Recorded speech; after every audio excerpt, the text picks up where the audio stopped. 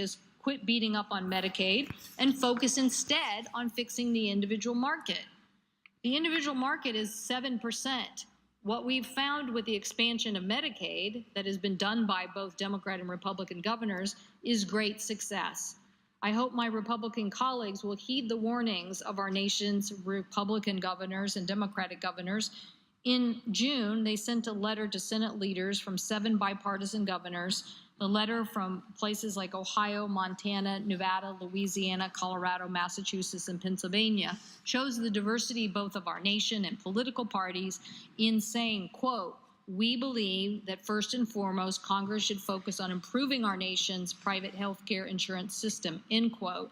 And then they say, quote, "Medicaid provisions included in this bill that has been proposed by the House are particularly problematic.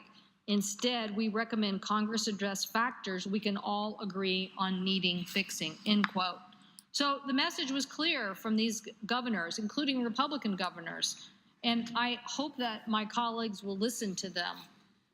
The nation governors know because they've had to provide and be a partner on Medicaid for their citizens. They know how it affects their economy, and they know what it does when families in their states get access to health care. They reduce the bankruptcy rate. They help people stay employed. It boosts GDP. All of these things have been the benefit of Medicaid expansion that we've seen in Washington state that cut the uncompensated care cost in half. It also resulted in the creation of new jobs, and a bipartisan study found that the current bill we're debating, the House bill, if passed, state economies would shrink by $93 billion. So pulling the rug out from under Medicaid recipients would hurt jobs and hurts economies in Nevada, Alaska, West Virginia. West Virginia would lose more than 10,000 jobs, more than $1 billion in gross state product, and more than $1.7 billion in business output. Nevada would lose 3,300 healthcare jobs, and Alaska would lose 2,600.